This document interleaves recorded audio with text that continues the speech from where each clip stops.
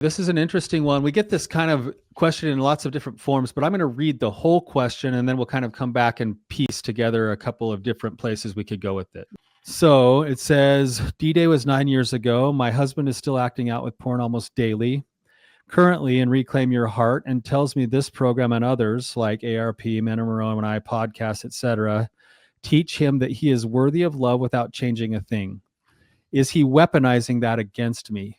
He says he feels he has made changes, knows he needs to make more, but isn't implementing tools learned from therapy or your podcast, even the obvious ones like replacing numbing out on screens with healthy habits. He tells me he is entitled to sexual experience, and if I'm not willing to right now, he doesn't want to have an affair, so porn is the only option.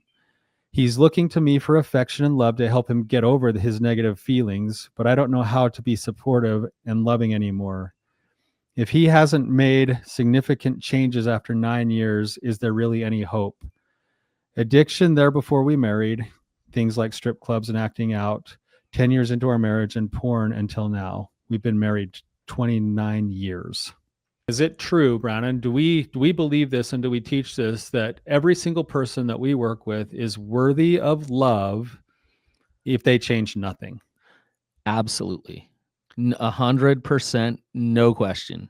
So that's true. Like, we actually do believe that. You and I both believe that your value, your worth, no matter who you are, what station of life you're in, no matter what you've done, it does not absolve you of the innate value as a human being that you are lovable.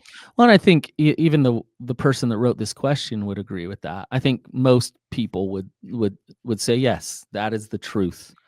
That's an obvious truth. But what's interesting is for recovery, for someone struggling with an addiction, they definitely don't believe that, and they haven't for a long, long time. And so it's good to get that message. It's good to start to understand that and start to believe that. That's the work of recovery. The question is that being weaponized? He's taking the kernel of truth that we actually believe that he is absolutely worthy of love, and now he's using that on you and your relationship to back you off from the fact that he's still choosing bad decisions that aren't good for him or for your relationship. And then he's saying, but hey, like, I'm still worthy of love. Okay, this is absurd examples, and I'm doing this on purpose. Let's say an angel from God came down and told him, in this life, you are supposed to act out every day. Told you, absurd. In this life, you're supposed to act out every single day because that's who you are. That's how God made you, and you be you. What would be the right thing for him to do? Well, if he wasn't schizophrenic. I'm going somewhere with this. I know. Then he should follow through on what God told him to do. Why? Because that would be like living in congruence with the core of like who I'm trying to be, which is someone who listens to my higher power and who lives according to those values. Right. And if God tells me to do something opposite than what I'm doing, and I'm not in congruency, I'm not in alignment with that truth, then am I living as if I'm like perfectly loved? And that dissonance is going to cause discomfort up to the point of suffering, because we induce our own suffering by not living in accordance with our stated values. But I go to this program and they say I'm loved. Yes.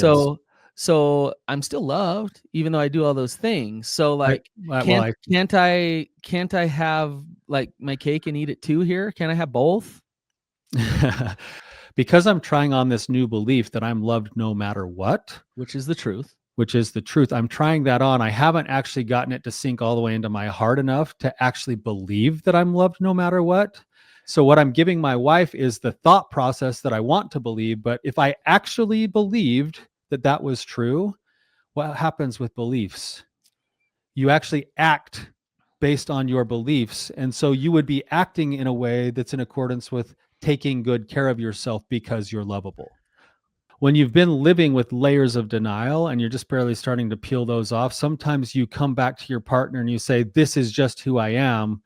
And even that is still laced with layers of denial. And then like 2-3 years down the road, they're back going like, oh my gosh, that's not actually who I am. Like, But I the can't believe I did those things. pendulum goes both ways, and this is where it becomes problematic, is when you come back to who I am as this non-sexual being who never has any feelings or thoughts or anything, But that's and not true either. you're still lying. Yes. Or this is just who I am, and I'm going to go like look at porn for 4 hours a day, and it's just who I am.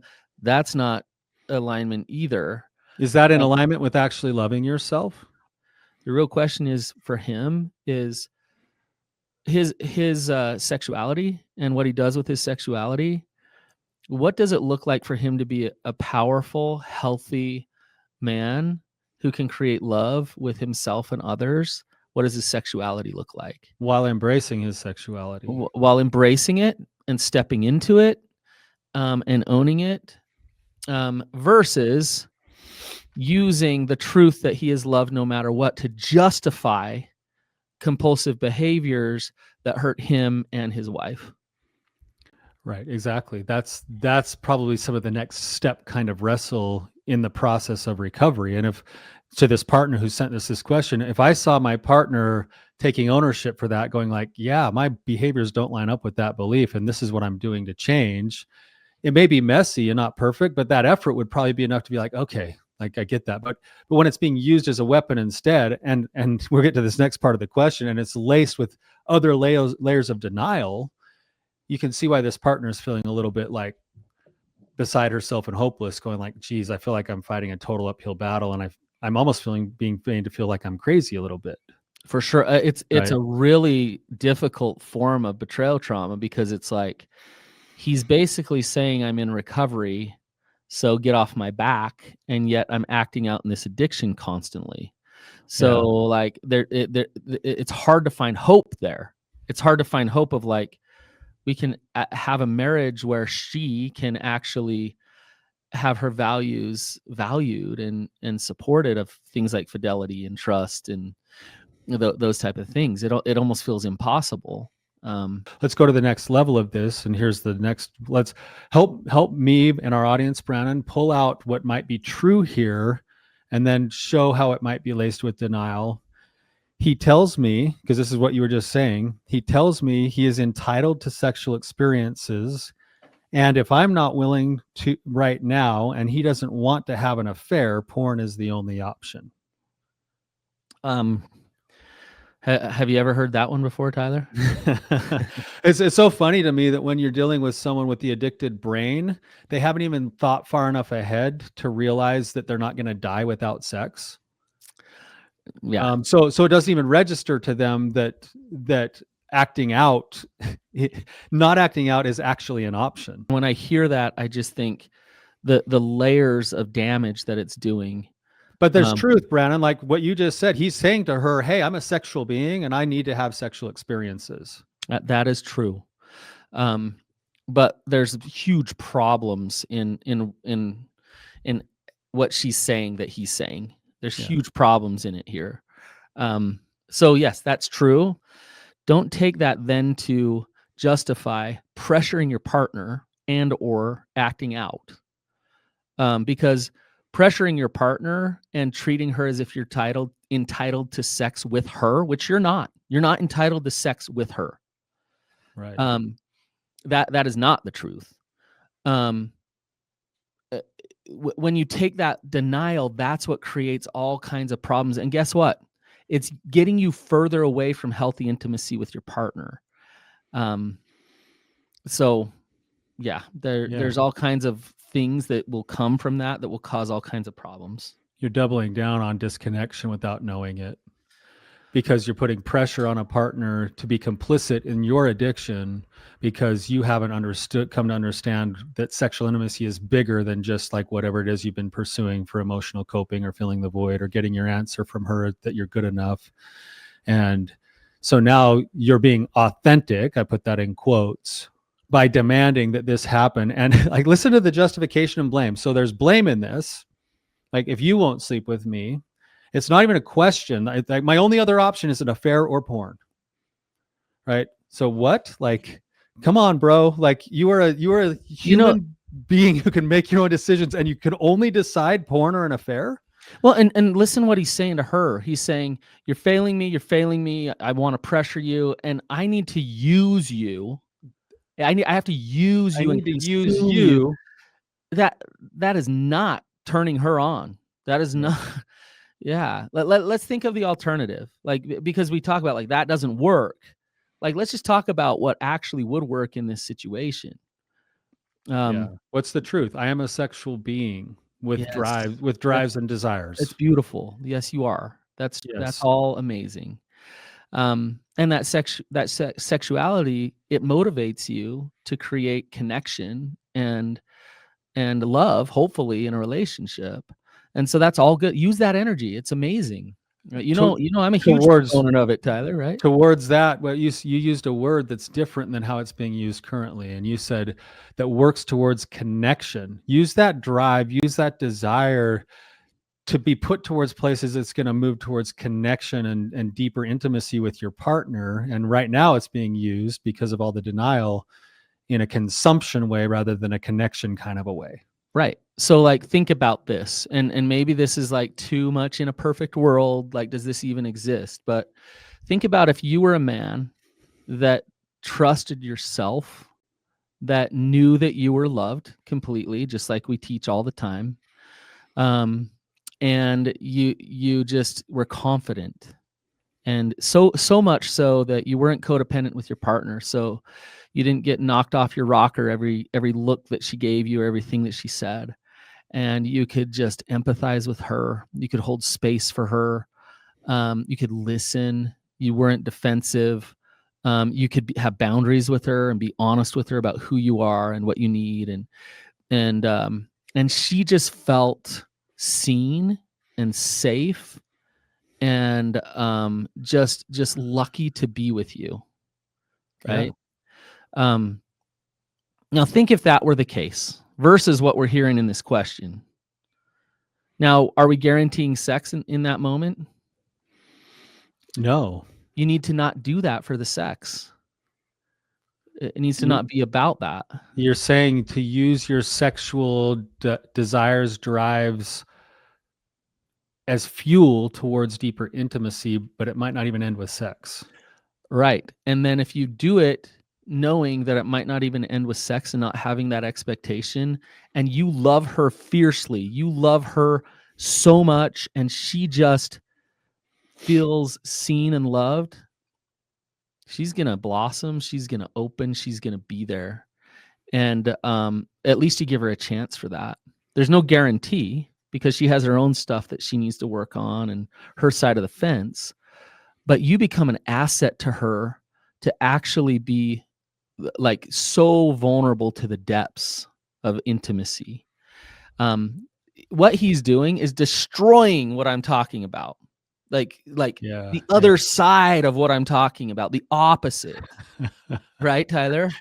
Yeah, this is probably a terrible analogy, but it's what's coming to my brain right now, so I apologize in advance. I get the picture of like we've got this guy, he's got God-given built-in drives and desires of sexuality that are powerful, and they're being like kind of funneled in. Like think of it coming from a fire hydrant out into a fire hose, and at the end of the fire hose there's a valve that keeps it closed like a firefighter has. And then that you open that valve and then the water goes wherever it's going to go, right? What this guy's doing is he's got the valve at the very end that's been closed. Now he's telling his wife that it needs to be open, but that it's her fault that it's closed. And now he's gone and dug a bunch of holes in the hose along the way. And there's just like leakage going out every which direction. Yeah. So that by the time it gets to the end, if there was anything left called intimacy, there'd be nothing left. Yeah. And he's pursuing like a physiological experience and trying to consume somebody. And then he's spending all of his energy in other places rather than channeling it and harnessing it into saying, this drive should lead me to want to take care of myself and others. So I'm going to use that drive to take care of my partner and myself in a healthy way. And it's okay that I would want sex with her. Absolutely. Right? Of course I want that. But when I let go of the expectation and I put that energy into the action of loving, that's the best chance for it then to become this upward cycle of connection where there's the pressure comes off of her. I'm viewing sexuality in a much broader perspective for the power that it is, rather than the thing that I'm like a slave to. And Right. and then it can be used as a tool for deeper connection. I want to just kind of stop and give space for, I understand why he's doing what he's doing. Yeah. When there's been an addiction, think of the combination of things that have gone on. I'm consuming women to feel good about myself in a Myself. fake way, right? And Especially through my sexuality. through my sexuality, I consume women to feel good. And when I consume women to feel good, it feeds and fuels my shame that I'm bad. And so then I turn to my partner to have them validate that I'm okay. And I try to force them to be intimate with me or have sex with me because I need to consume them to feel okay. They reject me. They don't want anything to do with me sexually, which feeds and fuels the shame. I'm not loved. I'm not seen. I'm not. And so one of the ways to defend against that shame is to turn toward it and to blame back and tell them that they're failing you. And then it's just a downward spiral from there. So where this starts, it's not about him just stopping this behavior, but it comes back to the first part of this question. It's actually the very statement he's using against you is where this starts. Yeah. But you said it, Tyler, where is he using it as a weapon, or is he genuinely knowing that he is loved? There is something missed here in recovery that's not happening. The words are there, but the actual be has not shifted. And so there's trauma work in between. There's trauma in between actual shifting in terms of the way that he's going to show up with his wife, right?